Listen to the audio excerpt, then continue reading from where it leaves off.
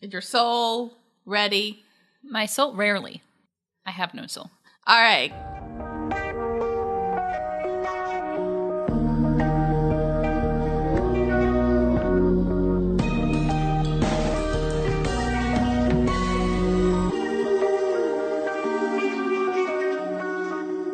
Welcome to another episode of First Reaction Fan Reaction. I'm your host, Dara Whitman, and here with me is my co-host, Cailin Clothier. Cailin, I think we learned today that the best form of marriage counseling is to bury a dead body together. Yeah, you know what? Sometimes people wonder, is there anything you can do to make a marriage work? Sometimes people get, they just don't know. They just don't know if it's going to work. So if you're at your wit's end, bury a dead body together.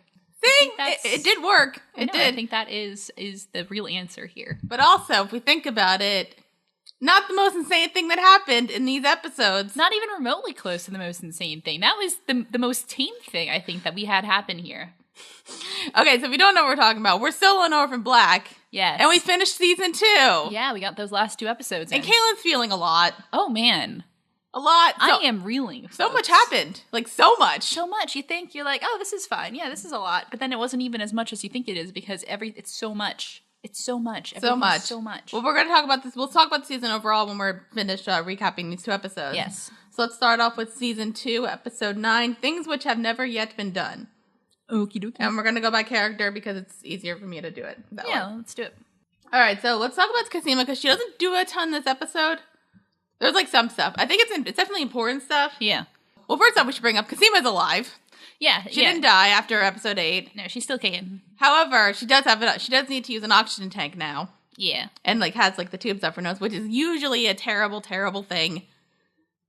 Yeah. Not good. It usually means not good things are happening. I mean, some people just have that naturally. I don't think you probably survive, but usually when you get, especially if it's you're coughing up blood and you get to that point. If you have an illness that has progressed to that point, it might not be the best thing. Were you worried about, after episode 8, were you concerned that she was dead, or did you think she was probably going to live? I think she was going to live. I just didn't know to what capacity, if she'd be, walking around or just be, in a coma. Yeah. And basically all she really does this episode, she's working with Ethan Duncan and Scott on, trying to get the genome working or the cipher, that kind of thing. Yeah. And getting trying that to decode those really old things. Well, it's on a floppy disk. Yeah. And so they decode the one that kind of can help cure Cosima. Mm-hmm. And we also learn that all the other keys are in Duncan's head. It's he's got a very good memory, but we'll get to that. Yeah, he's a mad genius. Yes. As we've discovered. So that's good. And that's kind of all Cosima does and stuff. She does a lot more in the next episode. Mm-hmm. But this is kind of what we have with Cosima for now. Yeah. Shall we talk about Allison? Yeah, let's talk about that. Allison's kind of just the most out, I guess, kind of the most out of it with other stuff that's going on. Yeah, well, I think that's Allison a lot of the time because she's the one with the most established life. IRL life. Yeah. In real life. Yeah. So her, if you remember a couple episodes back, Donnie shot one of the heads of the diet company, Dr. Leakey. Yeah, he killed a man. But accidentally. Manslaughter. So Yes. now they have a body. Yeah. And they need to, get rid of it. So first of all, we get it out of the trunk, clean the trunk, tape it up, put it in the freezer. Yeah. Freezer or cooler, because it was a freezer. Freezer? That's a freezer, yeah. Yeah. I just don't know how it worked, because it kind of didn't look like a plug it in kind of thing. No, it was. All right. It's one of those those big old ice cream coolers, you guys. Yeah, and then they're trying to figure out what to do because they want to. Well, first of all, they want to know what Diet has said about what happened to Leakey. Yeah, because apparently they've heard by this point that Dr. Leakey is dead, but just details of if they're going to investigate. But Diet's all no, he just had a heart attack and died. So we're good. Yeah. Yep. So we're good. So then they're trying to figure out what to do. Donnie's not coming up with the best plans. Mm-hmm. He comes into his own in this episode, but he's not thinking the best plan. So the plan is, Allison says all right, let's just bury the body in the garage. Mm-hmm. So they get a jackhammer and they're just trying to dig up a hole. The kids are in the house. The kids are just chilling, and all of a sudden I'll just. But they do have a problem because Vic shows up. Yeah, Vic. He stops by. He says hello, and some more. Yeah, it's basically saying it sounds like Vic hasn't told Angela about the whole thing with Ainsley. Yeah. but is going to, but like probably wants to, but like kind of wants to kind of make peace a bit and like Yeah, because he doesn't really care. It sounds like he doesn't really care what's up with them. He just wants to get out of his own stuff, and he has to do that by doing his thing with Angela. yeah, it's about, and also like she's with like Angela in a van like near the house. Yes. So they're trying, and Victor's trying to see if he can get evidence, and then he's like popping through the window while Allison's trying to measure the whole, figure out what's going on, and then Donnie comes and points a gun at him. Yeah, it's kind of a badass moment. Yeah, it's so funny because he's like kind of this giant dork, but he's also kind of a badass in the scene. So it's a really funny. So if you watch the reaction, I'm like laughing the whole time, but it's like a good scene. Yeah, I think it's just like he's like, because like for a while he's kind of been like living his life and like even like doing this modern thing, which he thought was like pretty innocent, and now he realizes like everything's a lie, and he's just kind of like, you know what, there's some bad people after me and my family, and I'm good. That's what we're doing. I'm protecting my family because he's definitely like he loves Alice and he loves his kids. Yeah. So like, but like he's pointing a gun, like threatening Vic, and like they're like threatening him, and like up until the point where Vic admits that there's a cop outside. Yeah. And you're worried, like Allison's worried because like the last time Donnie had a gun, he accidentally shot somebody. I killed somebody. However, the safety was on this time. Yeah. Donnie was bluffing the whole time, and he's just like, this is how we protect his family. Yeah, and that's so good. That was just a really good, like the whole thing was really good. I think also better because like Vic goes back to the van, and Donnie's like right behind him. Yeah. And then Donnie comes in and tells like Angela, like, you are doing this unofficially. You are harassing my wife. Yeah. And he like kind of knows, like, it's like explaining, like, I know a little bit of it. It's like, you don't want to know what we know. And if you harass my family again, I will bury you. Yes. Takes a picture, and it's just like, have a shitty day. Well, the great thing is that he knows, because he's in on the situation now, so he knows that the other people like who are involved, like Art and like Beth Childs, were like, suspended or taken out like for doing far less than what Angela's been doing. So he knows that he has dirt on her because she's not supposed to be doing anything that she's doing right now. So that's why he takes the picture. Vic poses for the picture. It's so good. He's like, hey. Yeah. So that whole thing was really good. And then really Donnie leaves the van and gets the badass music. Yeah. And we're just like, yay. And then they finish burying Dr. Leakey. Mm-hmm. And they cement over it, and it's all good. And Donnie puts a little heart in it. Yeah. It's so cute. And then, so basically all their marriage problems are solved, and they start banging. Yeah, they get kind of freaky. Super freaky, because like they super freaky. Okay, so they have anal on the freezer where the dead body was. Yeah. That's wild. I think that's a sign that, like, you know what?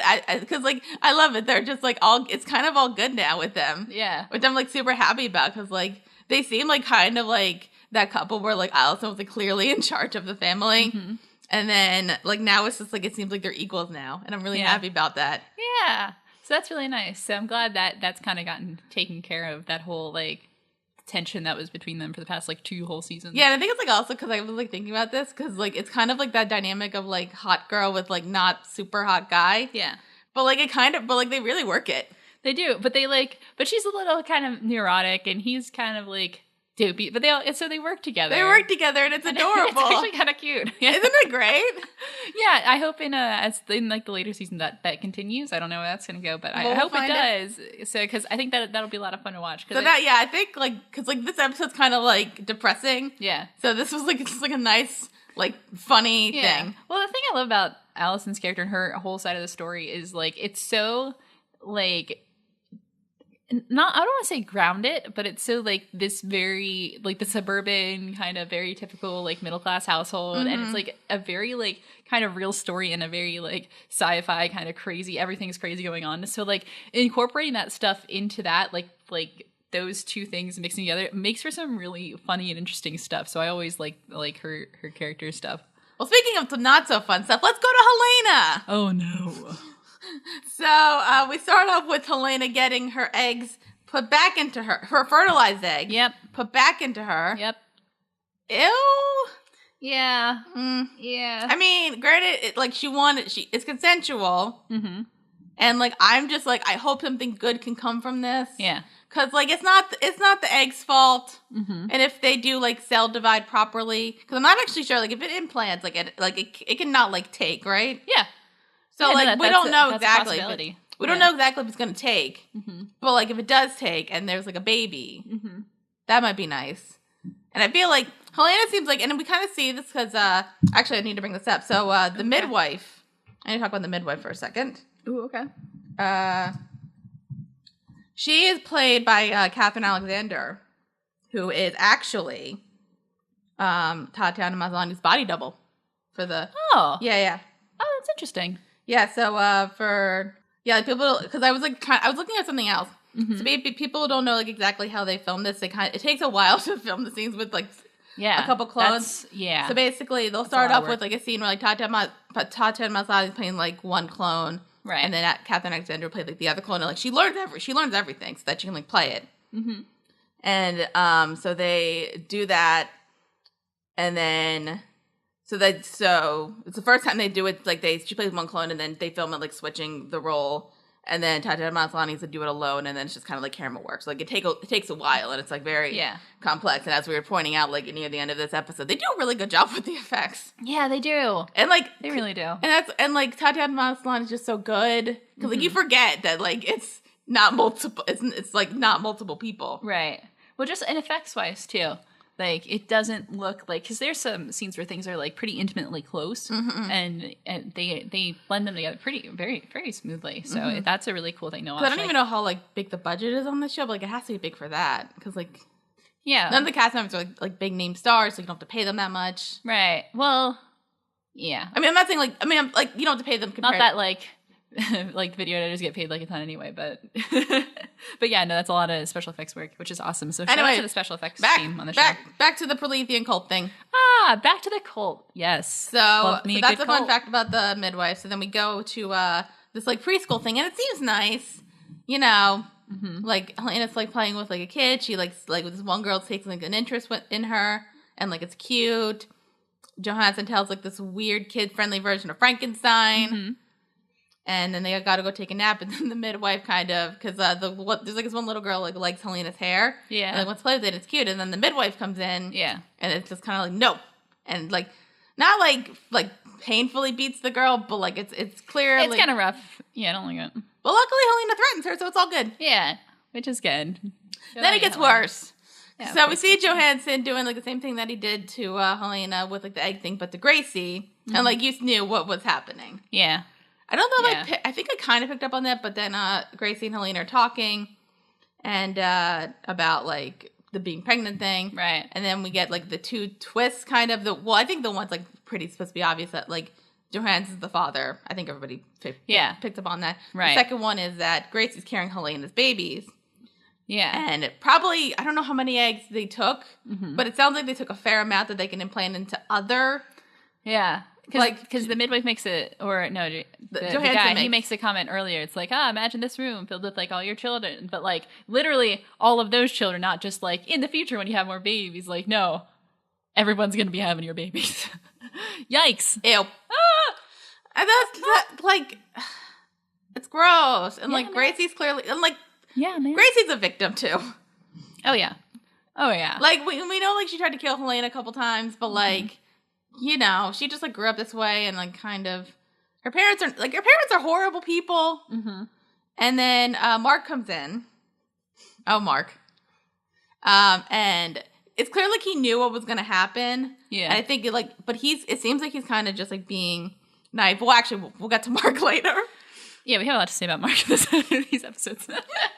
Oh my. But like, yeah, he thinks that like everybody's in on the cause. Everybody's like, yeah, everyone's cool with it. We're doing it for a great cause. Everyone's in, and like he sees Gracie, who he's like clearly has feelings for, and his father, and like and they call it puppy love, and got like, you know, her father's blessing to marry her. Yeah. Well, you know, it's fine. Yeah. But like it's clear like he does actually like have genuine feelings for Gracie, and it's not like a gross thing. It's kind of like despite whatever age difference there is. Seriously, she looks like she's 12. I know. I know the actress was of legal age, and I think she's supposed to be with it. Like, you know what? Like it's a cult. It's a cult, and you can kind of and you can tell like it's not. They're not trying to be creepy with like this sort of romance. Like obviously Gracie likes him. It's genuine. Mm-hmm. And but he's like, no, everybody's okay with it. But then he kind of sees Gracie, and it's kind of like, no, I'm not. Mm-hmm. And I think he starts to change a bit. Yeah. And then Helena decides to leave. She wants to get the hell out of there. She's like talking to Gracie about it. And I kind of like this point that Helena makes, and it's like to Gracie, basically saying, if you don't want to have my baby, you don't have to. Yeah. Gracie is like, she would never like abort it. Yeah. Probably because of like her religious beliefs, which is fine. Right. Yeah. But like, I kind of like that. Like, I kind of like that. Yeah. Yeah, like she recognizes that, no, wait, that's kind of messed up. Yeah. Like, no, you shouldn't have to do that. But then Gracie says, like, I'm going to go with you. And I'm like, good. Good, get out of there, girl. However, Johansson comes in. He's got a shotgun. Yeah. And they're still trying to leave. But then he just, like, bashes Helena. Yeah. And, like, throws his daughter into, like, this, like, the dungeon thing that she was in. Yeah. And I'm like, you know what's great for, like, if you want, like, embryos to stick? Yeah. Throwing them around. Just, like, jostle them up a little bit. Well, as we know, Cailin, the only thing women are good for is reproducing babies. Obviously. Obviously. Yeah. Of course. We're just failures as women right now. Yeah. Anyway, but then Mark comes in and is like a kind of thinking about Gracie. Yeah. And is upset and like is kind of turning on Johansson. It's just kind of like, I'm just he's kind of slowly realizing how messed up everything really is. Or is he? We'll get to it. Oh. We'll get to it. I hope so. We'll get to it. But then Helena kind of grabs hold of Johansson and tackles him down, and Gracie mark it out, thank God. Yeah. And then Helena gets her revenge. Yay. So she gets... Oh my God, this scene is so good. It's so like, I was so skeeved out watching it, but like, it's so good. So like, Helena's like got in Johansson on the bed thing and like opened up his legs and taped them down, and she's like got the, I don't know, medical tools. So she's got the thing, and she's put like some embryos kind of in it. Yeah. And then just like sticks it up his ass or his dick. I don't know. I think it's dick. Ah. Yeah. Oh, that would be the superior form of torture. I'm just like wondering, like, and by his screams, I don't think it was I'm just his wondering, ass. like, whole size. That's what my thing is. Exactly. That's why it's so terrifying. I mean, say anything no, I mean, I'm happy about the revenge. What? Does it say anything in the description about it, or like where it was? I'm curious if it specifies which end it gets stuck up, but I'm pretty sure it's his dick. No, it doesn't. Okay. So I don't know. But either way, I don't think they could kill him, but it'd be caused like a severe amount of pain, thank God. But then, however, Helena just burns down the ranch. Yeah. I'm hoping that the children got out. Yeah, they deserve to live. The only people who deserve to live were the children. Yeah, I'm assuming because Helena likes children. Yeah. She either, like, because there's one point where Gracie says that, like, her mother went out west. So she might have taken some people with her. I don't think it was all the children, but I think at least, like, Helena would have made sure, like, the children were in a safe place. And maybe some of their parents, because, like, somebody's got to take care of them. All right, so that came up with, like, those things. So and then we got to talk about Rachel and Sarah, because they're kind of mixed in this episode. Yeah. So, oh man. Oh man. So Rachel is wants to give Delphine like a Dr. Leaky job temporarily. Yeah. And asks the interim director. Yeah, and wants to like make a deal with Sarah in order to save Cosima. Because right now Cosima is just not doing well at all. No. Like as we mentioned. Yeah. And we need to reboot her immune system, and we use bone marrow for that. Yeah, because you need all them stem cells, and bone marrow is the best. And we know somebody who's compatible. Yeah. It's Kira. Yes. So Delphine goes and tries to like work something out to see like if to get Kira's bone marrow, and they're thinking of like, because like they said like, oh, let's bring her to dyad and we'll get her bone marrow, we'll be good to go. Yeah. And they're like, no, don't bring her. Don't bring her to dyad. That's a bad idea. However, Mrs. S comes up with an idea. Yeah. And basically says like, I know a doctor. Why don't we like go through like our people? Yeah. Get the bone marrow and then give it to Delphine. Yeah. So that way they go kind of through that third party. But everyone's happy. But overall, they say it's Kira's decision. Yeah. And I kind of like the way they do this. Like, they were 100% honest with her. They basically said, like, if you don't want to do this, you don't have to do this. There's a big needle, but they're going to put you to sleep. Cosima's not doing very well. They don't say she's, like, going to die. Because I feel like if they said that, that might have... Well, Kira asked, is she going to die? And Sarah's like, it's not looking good. Yeah. She doesn't say definitely yes. She doesn't say definitely no. She's like, yeah, there's, it's not looking... so hot. So Kira decides to do it, and hopefully Santa Claus will give her all of the presents. Yes, please. That child deserves so much. So then she goes into the surgery, and they put her to sleep. I don't know, like, how much bone marrow you can take from a kid. If you're a doctor or know medical stuff or in medical school, can you tell us, like, Yeah, we're curious. if you can take a lot of bone marrow, and also if it's like if it regrows? Yeah, I don't know. like that. I don't know how bone marrow works. I've only watched House, and like even then, I never really understood it.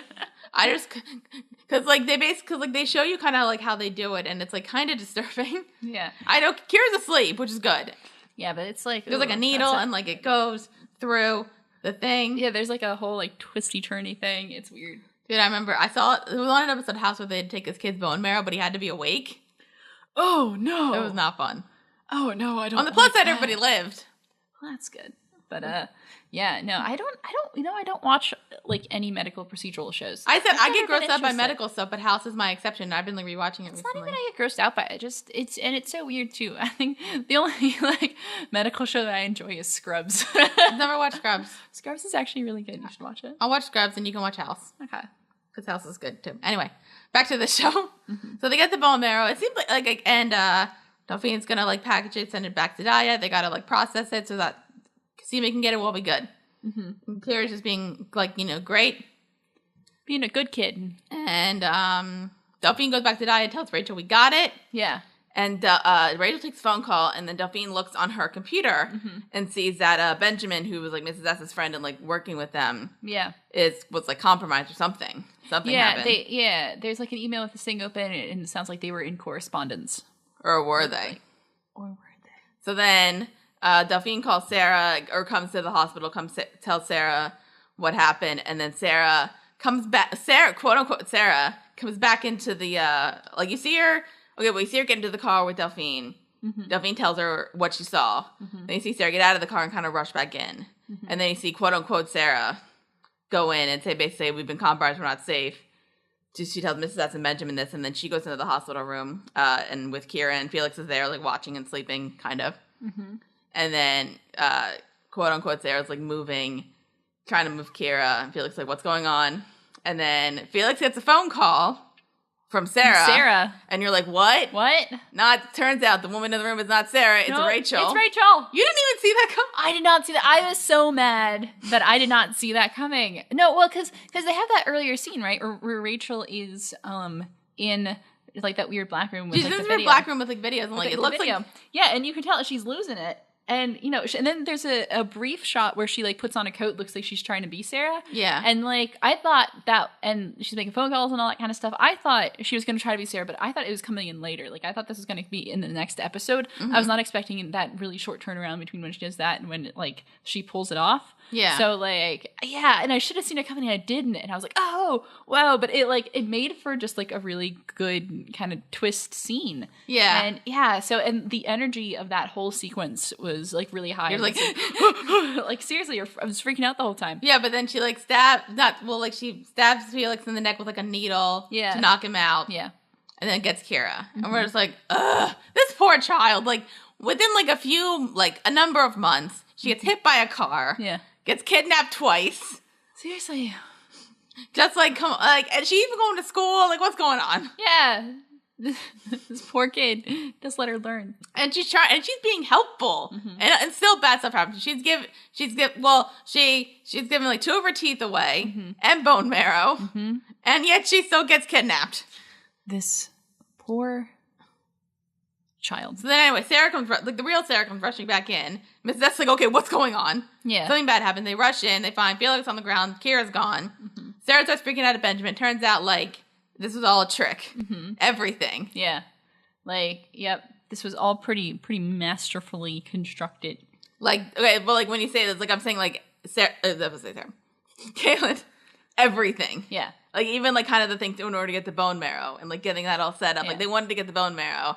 But it was all a trick. Yes. Just to get Kira. Yes. God, Rachel's crazy.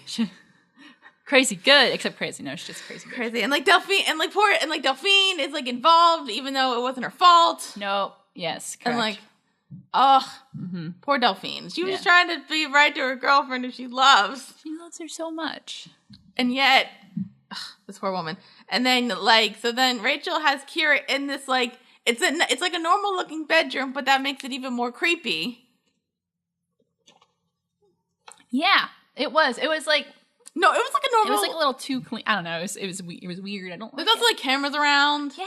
It's like a norm. And then she's like in there, and like Kira wakes up, and she's like, "Where's my mom? Where's Mrs. S?" Mm-hmm. And Rachel's trying to be like, "Don't worry, you'll like it here." Nuh-uh. And Kira's like, "What the hell is this? Something's up." Mm-hmm. And because we saw this, like, I might bring this up a little bit. I know this in the next episode, but Rachel's kind of like thinking, like trying to convince Kira that like her mother abandoned her, and I don't think Kira was like buying. Kira's not really buying that, which is good.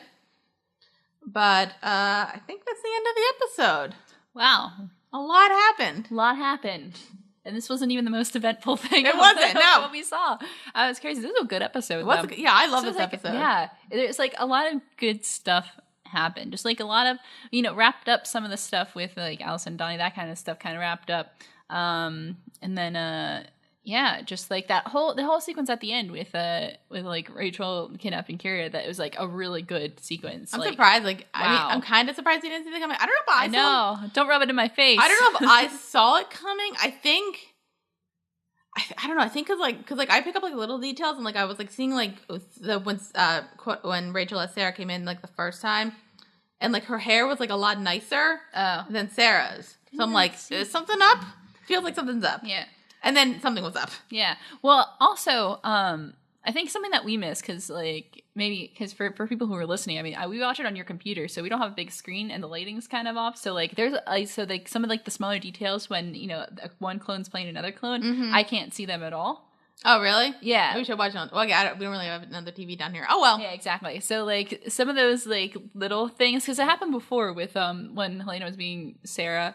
And then she stabbed that one lady. Yeah. So like, yeah, that was like a lot harder for me to see. So that's one of the things where it's like visually sometimes I can't pick up on things, but sometimes not knowing makes it more more exciting to watch. Yeah. Yeah. I don't know if it's like me, like not knowing. I think it's like with me, because like I know that like it's not. I know what's going on. Yeah. And I think it's just like I'm picking up on it now. I'm like, oh, that's okay. Yeah. So, but yeah, so part of me is like, oh, darn, why didn't I see that coming? I should have seen that coming. But then I'm like, no, it was such like a whoa kind of moment that like, I'm kind of glad I didn't. So. All right. You want to talk about the finale? Yeah, let's do that. All right. Well, we're going to take a little break, and then we'll be back. We'll be talking about Orphan Black, Season 2, Episode 10, By Means Which Have Never Yet Been Tried. Yeah. Oh.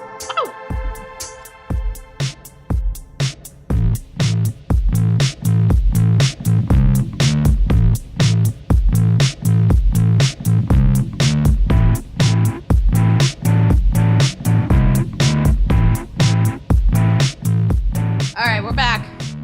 Yay. We gotta talk about this finale. Woo! Because Cailin. Wow. This happened. What a finale. So we gotta talk about the finale. We gotta wrap up the season because it's a lot. A lot happened this season. So this one's gonna be harder to kind of break up with characters because a lot of them are kind of like intertwined. Yeah, a lot of this stuff is interconnected. Yeah, I will say that Allison really doesn't do anything, but her story was kind of concluded in the last episode. Yeah, so she kind of just need to do anything. Yeah, so she's not really in it that much. Helena, a lot of big stuff happened to her near the end. Mm-hmm. Like she basically like after she burned down the building, she finds Art. Her and like they all have a conversation and that kind of thing. So yeah. So the main players in this episode are Sarah, Rachel, and Cosima. Yes. So when we last left off, Kira's been kidnapped by Diane. Yep. And everybody's it kind of like cuts between these doctors examining Sarah. Asking her a lot of questions. Actually, I can't really confirm this, but like I remember hearing this. I think that was like with Tatiana Maslany. I think that was all improvised. Really? Yeah, I read that somewhere. Like when this episode came out. Oh, I'd have to look into that, but I won't because I know I'm going to find a spoiler for something else if I do. Yeah, don't do that. Like actually, that'd be really good if it was. I know she's already a queen of your heart, but still. Yeah, that would be because that was like because that whole thing was really good. But yeah, they had like the cut between like that and then like Mrs. S and Sarah kind of arguing about like why didn't we see this coming, and like Felix is still not okay with and he's mad at himself because he didn't see it coming, and like it's okay, man. Some of us didn't. But I kind of like how like Mrs. S and Sarah are arguing, and it's kind of they keep arguing until Mrs. Sarah just kind of like hugs her, and it's just it's a very emotional kind of opening sequence between both things because they're asking. At the scene in the diet, they're asking Sarah some really personal questions, and it gets very emotional. And both are just like this it's a very strong emotional opening, and I really liked that. So like how it was shot and how everything was put together, I thought it was a really solid opening to an episode. Yeah, and then, so once everything's like slightly calmed down, Mrs. S wants to take Felix to to a doctor to figure out like what kind of drugs were in his system. Yeah. And then as she's doing that, Sarah bolts, and you find out that's when the doctor stuff happens. Basically, she's surrendering. Yeah, it's her unconditional surrender to the dyad.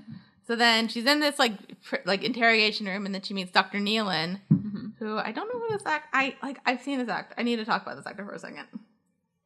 I forget the name of the actor. If you guys know who plays Dr. Nealon, actually, I'm gonna check something else real quick. Maybe I can find it. All right, that's Tom McCamus. McCamus. Anyway, but I just have because I first saw him in the show. Yeah, and he's like creepy. He's kind of creepy. Yeah, I really like him. And then the second thing I ever saw him in was Room with Brie Larson. Oh. But he wasn't a creep in that movie. Oh, okay. He played like the mom's like boyfriend, I think, and he was like he was super nice and like really nice to the kid and like that kind of whole thing. He was like he's supposed to be like a really nice guy, but I just kept looking at him and I'm just like remembering you from Orphan Black and how creepy you were. I can't trust you ever again. I can't trust you even though you're really being nice to this kid and you gave him a puppy. Mm-hmm. Anyway, they're talking and basically wanting her to like sign this form so that they can like do some kind of weird surgery thing. Mm-hmm. And Sarah's just like, just let me see my kid, for God's sake. Yeah, that's why she's there. They're kind of being dicks about it because like she signs it and then they're like taking her to see the kid. Also, we find out that Duncan's in chains now. Yeah. He didn't make out, scot free with that one. And then they take her to see Kira, and they don't even like take her like in the room. It's just kind of like here, like she's in this room and you're in this holding center and having to watch like Rachel kind of like warp her mind. There's like a two-way mirror in there. Yeah, and it's kind of I'm just like, oh fuck you, Rachel. Seriously, I hate you. She's the worst. God. Ooh. Anyway, and so that's okay. Well, then we'll stop with Sarah for now, and got to talk about. I don't think Rachel doesn't do like a ton for a while. She basically one thing she does do, she sends Delphine away. Which how dare you? Seriously, yeah, she like reassigns her to like Frankfurt.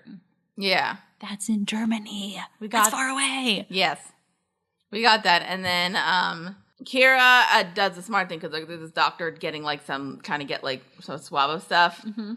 So then Kira's trying to like manipulate her, and then grabs her phone. Yeah, and if you remember, Kira was practicing a number. Yes, so she calls that number, and she calls Cal. Who are you gonna call? Cal. Cal. Yay! You're dead. Yay!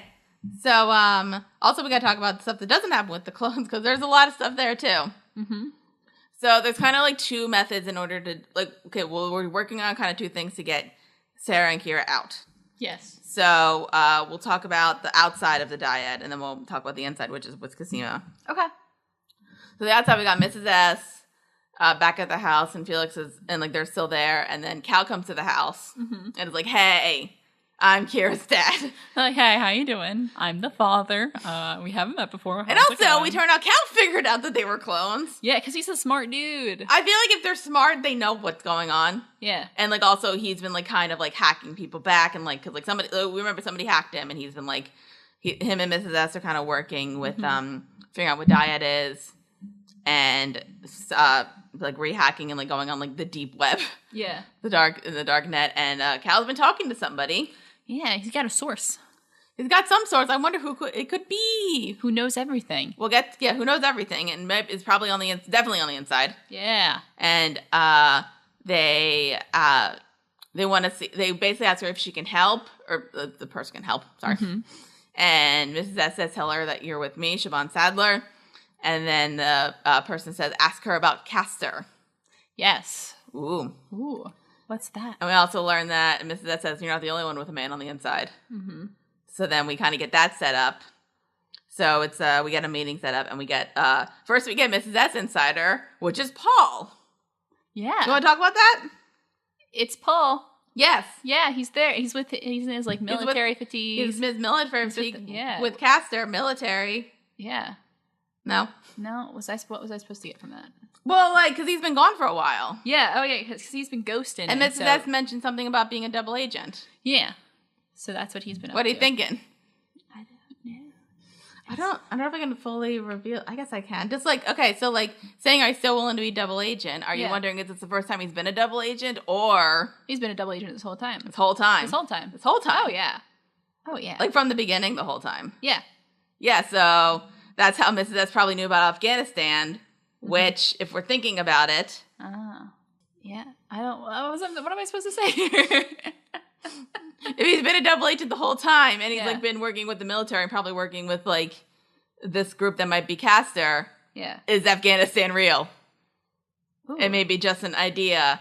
Basically, what I'm saying is that, like, they need, in order to get him into the dyad, they, like, probably, it sounds like this, like, whole thing with, like, Castor is, like, putting spies into that. And also remember what Tony said about he's like me, and, like, they're in, so, like, it's, like, a team thing of, like, getting people in, like, spies. Okay. So, and, like, what's a better way to be a monitor than have blackmail on somebody? Yeah. Okay. There's a lot of, it turns out there's a lot of moles from like, the military and Castor. Yeah. In the Lita and the Dyad stuff. Don't trust anybody. The moles everywhere, guys. Everybody's a mole. Don't trust anyone. Everybody's a mole, Cailin. Are you a mole, Dara? No. Anyway. That's what they want you to think.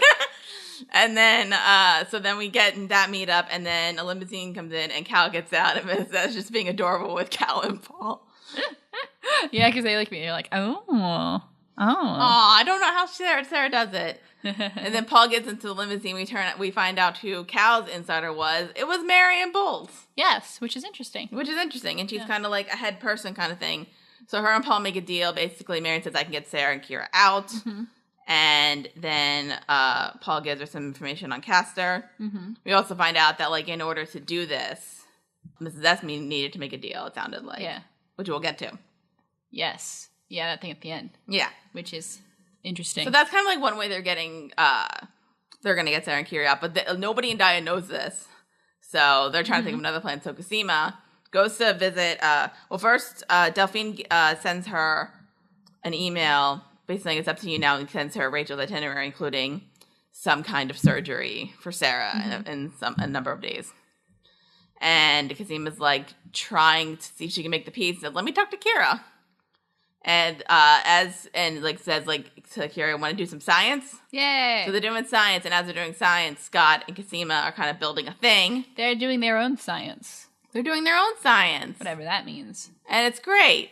Yeah. And like it's kind of cutting back and forth, and then Cosima says like, "Why don't you make a picture for your mom?" Yeah. And then Cosima and Scott is finished making this like thing, and Cosima's not doing great, guys. No. She keeps falling, and then Scott somehow got a key thing for a key card. Yeah, he's kind of sneaky, maybe. As being like, let me do this, like, because I think Cosima was going to try to, like, get in there, but, like, he's like, you're too sick, let me do this. Yeah, and he's on the case. Hooray! He's got this. So then we cut back to Sarah, and they're wheeling her into a hospital. Actually, I want to talk about something else before that. Okay, so we cut to Rachel. Yeah. With her dad. Mm-hmm. And it's kind of just, like, a nice sort of conversation thing, and they have tea.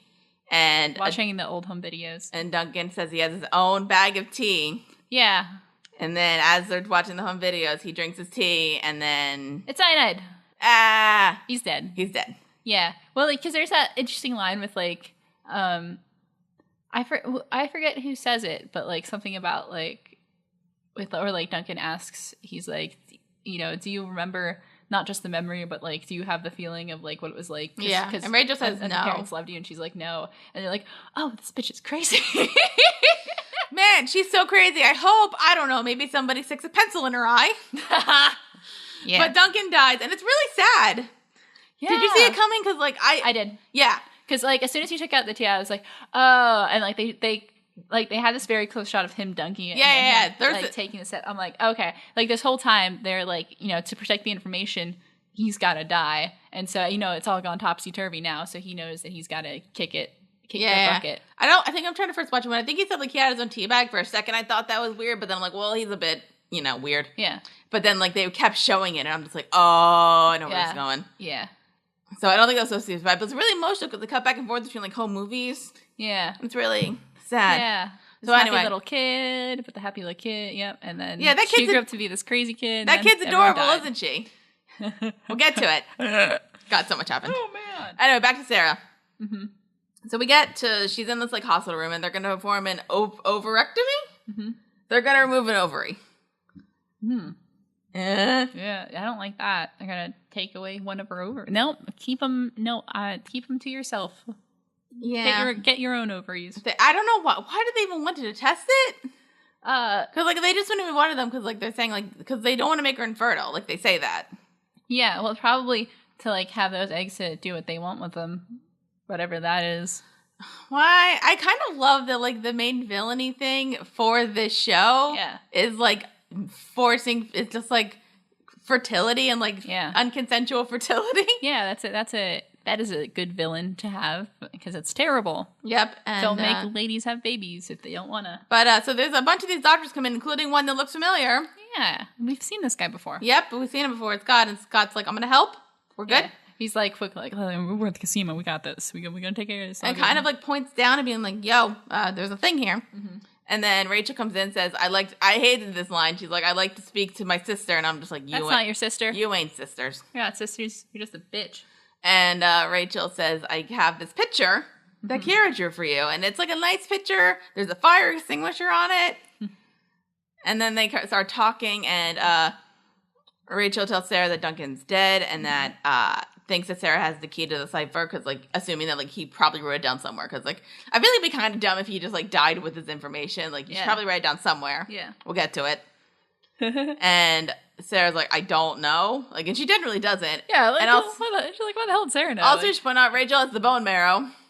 Yes. And, like, destroys it. Yeah, because she's all mad. And also, and I'm like, you might get sick too. Yeah. Like, why would you do this? Why are you just like dumbass? She's a bitch. Yeah.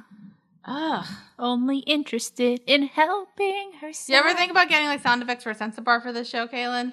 Oh, what? So you can just censor me saying bitch all the time? No, I meant like me, as I say right now. I hate Rachel. Yeah. Because she's a cunt of a woman. Oh, so if you want to censor that. All right. No, we're going to keep that in there. You sure? We're an explicit show. It says it on iTunes. All right. I hate her. Whatever the heck we want. Because, like, she's just, like, she's just, like, so self-centered. Yeah. And just, like, I know she, like, as, like, the core, she's just, like, this character, like, one of those, like, typical, like, woman characters who's just kind of, like, I've been, like, doing my career and now I want a kid kind of thing. And instead of, like, and she's just, like, kidnapping kids and, like, destroying any chance of saving people and just, like, thinking about herself and just, I hate her. Again. So then we get to Sarah and Rachel's about to leave and Sarah says, like, wait, I know where it is. And then she's right here, pulls the machine thing because Sarah notices it. And it flies a pencil into Rachel's eye. Hooray. Yeah, she deserves like that? it. That was good.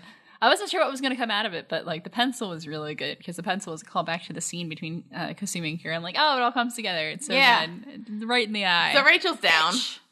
And Scott comes back in, like, officially, like, gets, like, Sarah out and gives her the key card. So then Rachel's gonna go and get Kira, and as she's getting Kira, Marion's there. Yeah, who's like getting her all ready. She's like, "Oh, I got it ready for you." Well, because, like, obviously they both had plans going on. Yeah, but, like, they couldn't communicate with each other. So then Marion's like, "All right, like, you guys, you don't have to run. You can just go. Cal's downstairs. You're good." Yeah.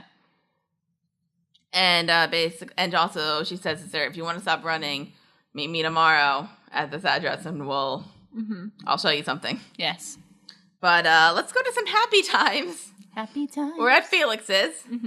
Sarah introduces Cal to everybody. Well, not almost everybody. Yeah. Cosima and Allison, and they approve. Yeah, they're like, he's hot.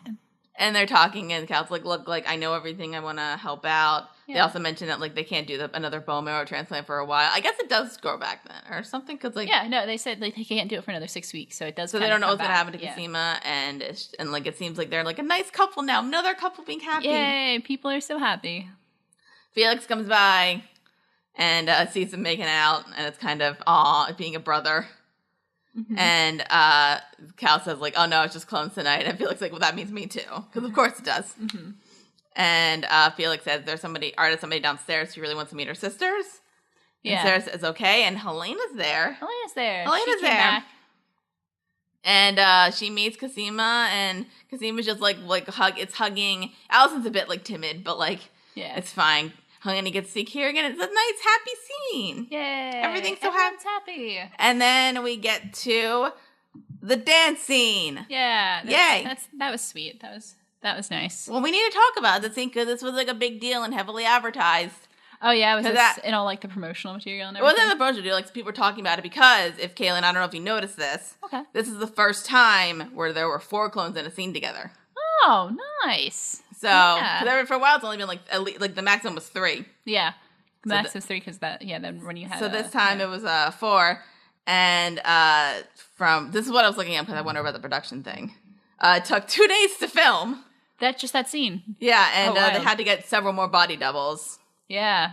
And it says it was rumored from, like, the special effects people that it took hundreds of hours to get this whole scene together. Really? Well, because because part of the dance scene, the camera starts panning and the camera starts moving, not just, like, panning left to right, like, it kind of curves. Mm-hmm. And, like, I was really trying to imagine, like, how hard that must have been to edit together. Because usually if you just have the camera pretty stationary, it's a lot easier because to, like, roto everything and all that kind of stuff.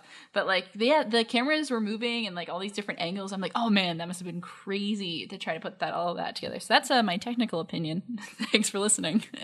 But yeah, that looked like it was hard to put together. So that's really cool. It was like all and all the clones like different like dance movements. Like you kind of forget that it's like different people. Yeah, and it's just a nice scene. And I think everybody except for Allison sleeps over. I get like yeah, she's got kids. Yeah, and nobody really has anywhere else to go. And you got to see how really good the special effects is because there's like a scene with like Sarah and Cosima and they're like in bed, they're like lying in bed together, and you just like kind of forget that like, oh wait, this is one person. Yeah, well, they start like intertwining their hands together. I'm like, oh, you're just showing off now. It's a nice scene though. It was very good. And then Helena decides, I guess, like she wants to find. It sounds like she wants to find Jesse. Yeah, she wants to find the love of her life. And she leaves behind a nitrogen refrigerator thing, which it took you a second to figure out what that was, but then you figured it out. Yeah, I was like, what is this? Oh, yeah. And so she's leaving, and she's all happy. I hope nothing bad happens. I hope she doesn't get kidnapped the moment she walks out of the door. Guys, she gets kidnapped the moment she walks out of the door. She gets tasered, and people are taking her, and you're just like, what? They're like, who's this? Because, yeah, you don't know what group we'll get to it. Yeah, we'll get to it. So then also Sarah is riding over to Marion's mansion. Mm-hmm. It's a nice house. It's very nice. So then she's in there, and you hear like this like kid laughing, and you see her for a little bit, and I'm like, hey, Cailin, doesn't that kid look familiar? Yeah. I was like, oh, I got a little. Is this the same actress that was doing the scenes in the family videos that were Rachel? Wait a minute. Yep. Wait a minute. Her name's Charlotte, and she's got like, I don't know if it's like a leg deformity or maybe she like hurt her leg. I don't know. Yeah, she got like a leg brace thing, whatever. Yeah, and she's Marion's adoptive daughter. Yes. And you were like concerned. I don't know. Yeah, I was so concerned. I didn't know what did it mean? Like is there a whole new batch of them? Is that one was just like frozen for a lot longer? Well, we learned no. They tried to make a bunch more, and Charlotte was the only survivor. Yeah, but she seems like nobody's treating her poorly. No, she seems like she's having a good time. Yeah. So then, before we get to like the final bit, we cut to Cosima, who's like lying in bed, and she looks a tad dead. We would say. Yeah. Yeah, it looked like they were just gonna like kill her off right there. And you're like, oh, all right, yeah, okay. And Kira's trying to wake her up because she wants her to read her story. And then we see a light, and we're just like, no, don't go towards the light. But she sees Delphine. Yeah, that was sweet. But she doesn't go to the light; she wakes up. Yeah, she just which might bring up a point because like Cosima's like a scientist, so like, who knows where that's gonna lead? Oh, yeah. Is it something more, or is it just like her brain kind of starting to go? Yeah.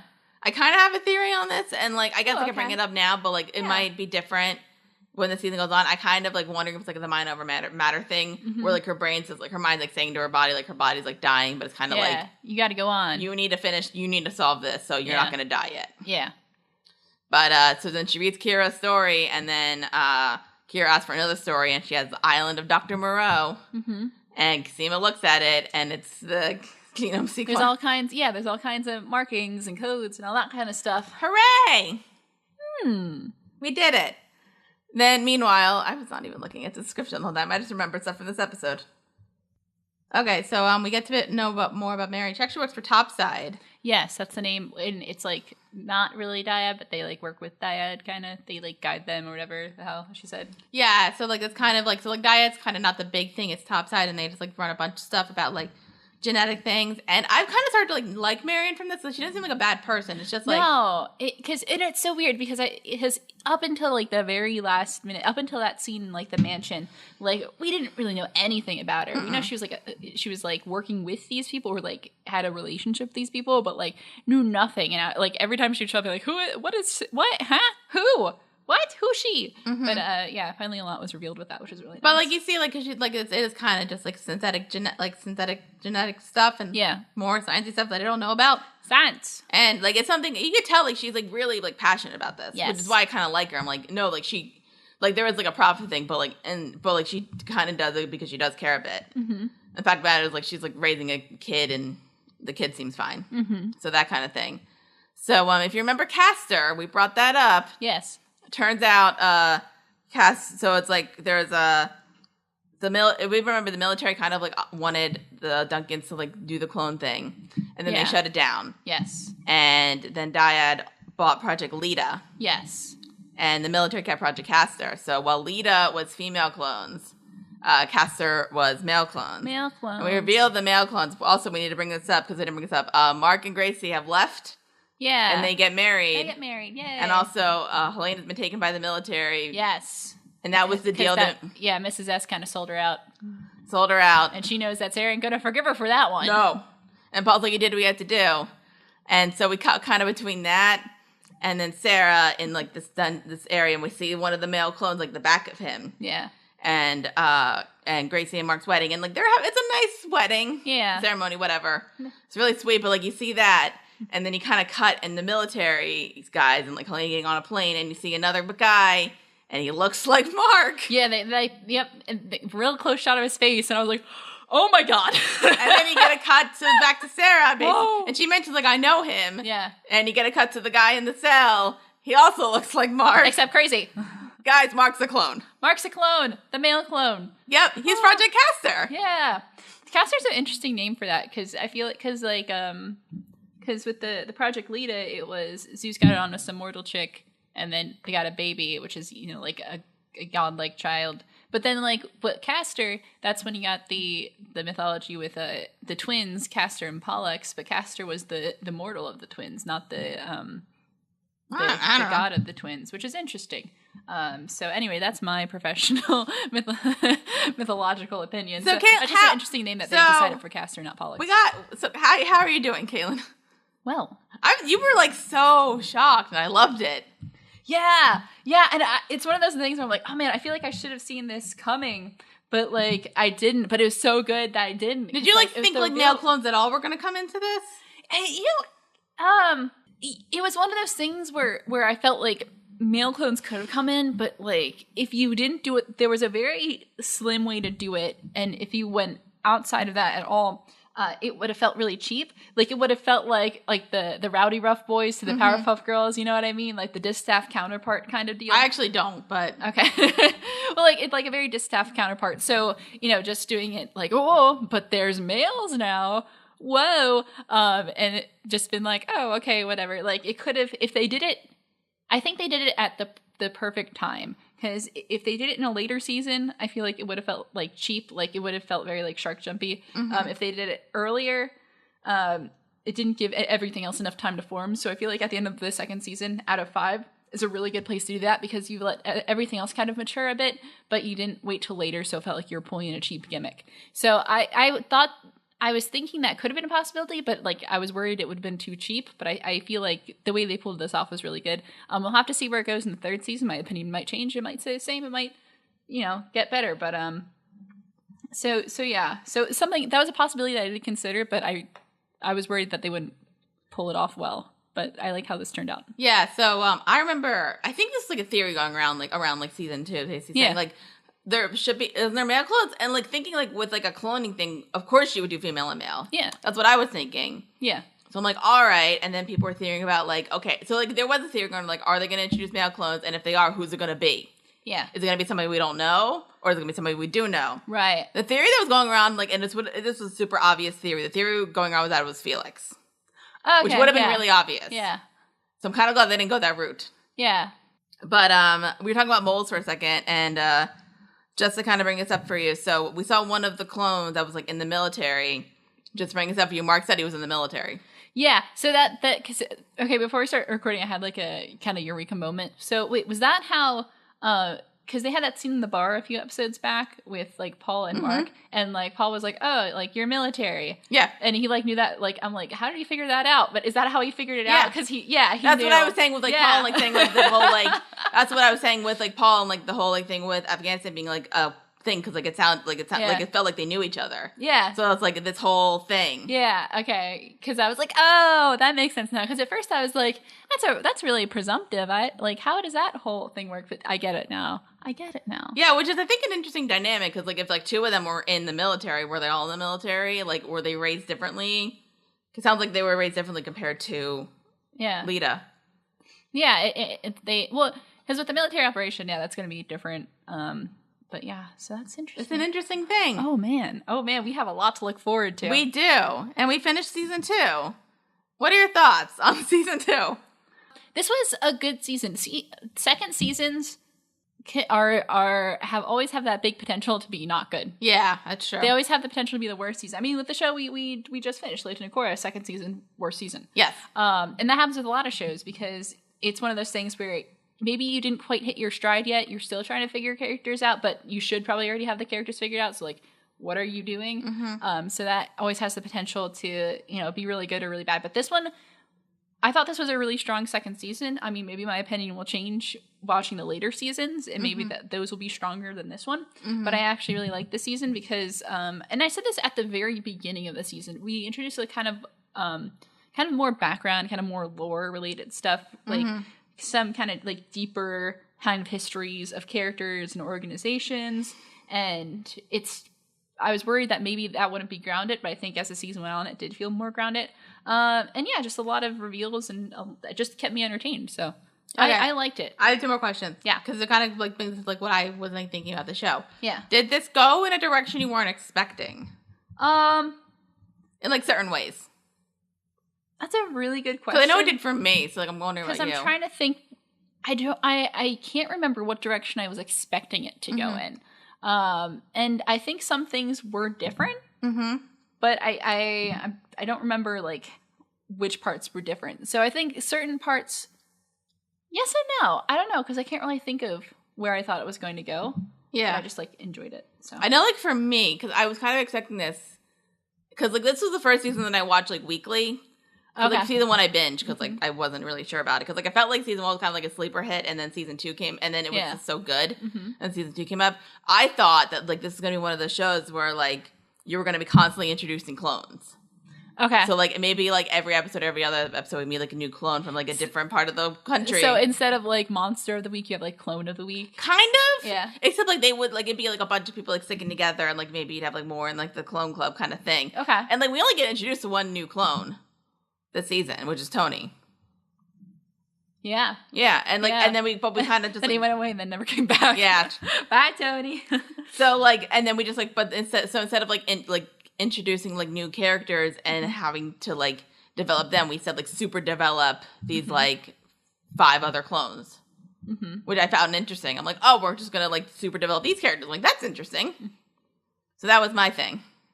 So second point is basically everybody who's like involved in like not like the clones, like out like they're like kind of like families are now all or like friends are like now all part of Clone Club. Yeah. And it wasn't like a thing where it's like really like how do you feel, like it's a lot of men and like also like Mrs. S. Yeah. But like how do you feel, because like in the season 1 they were kind of just like on the outside, and now everybody's in it, everybody's okay with this, and like everybody's wanting to help out.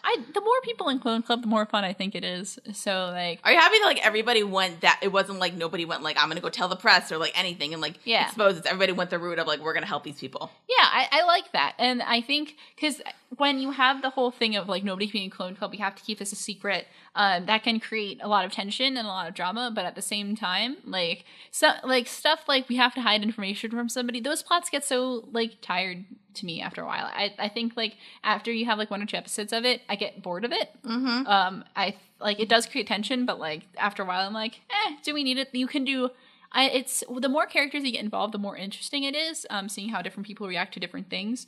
And so I like that they've been incorporating more people in the Clone Club. I think that's a lot more fun. Happy Art's there and helping out. Yeah. Donnie's become slightly less of a doofus. He's still a doofus, but I like him now. But it's all good. It's all good. Scott's there.